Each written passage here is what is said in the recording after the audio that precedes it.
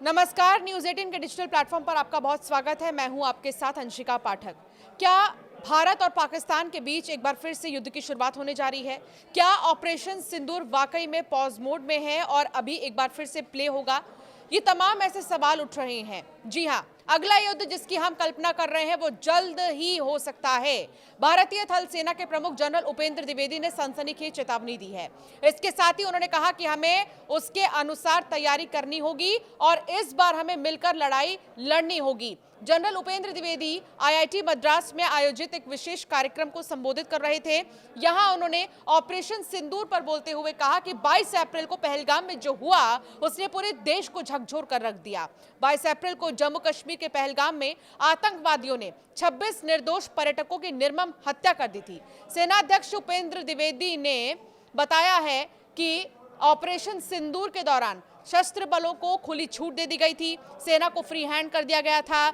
जो करना है आप तय करें। इसके साथ ही उन्होंने कहा कि 23 अप्रैल को अगले ही दिन हम सब बैठे। रक्षा मंत्री ने भी पहली बार कहा कि अब बहुत हो गया। तीनों सेना प्रमुख इस बात पर एकमत थे कि कुछ किया जाना चाहिए।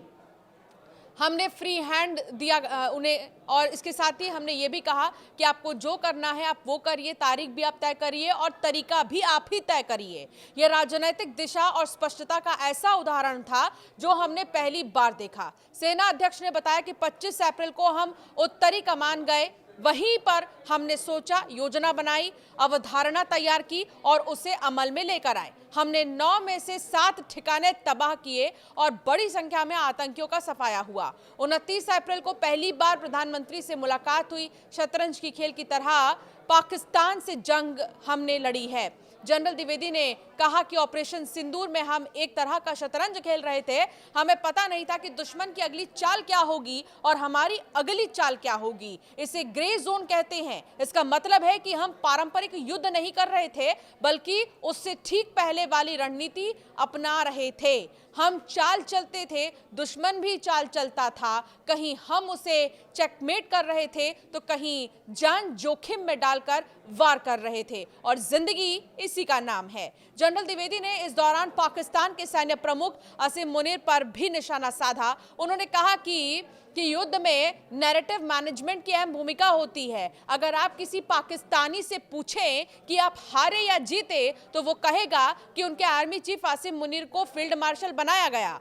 पाकिस्तानी भी सोचते होंगे कि जरूर जीते होंगे, तभी तो आसिम मुनीर को फील्ड मार्शल बनाया गया।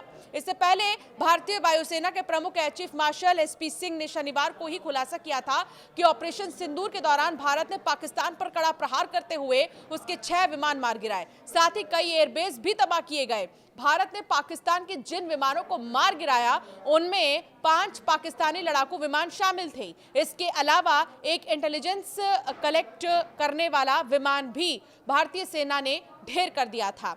Air chief marshal AP Singh ने बताया कि ऑपरेशन सिंदूर में भारत के S-400 यानी सुदर्शन 400 एयर डिफेंस सिस्टम ने पाकिस्तान के 5 लड़ाकू विमानों को मार गिराया था। इसके अलावा पाकिस्तानी टोही विमान को भी भारत ने ढेर किया। ये विमान हवाई निगरानी और खुफिया जानकारी जुटाने में जुड़े काम में मदद करते हैं।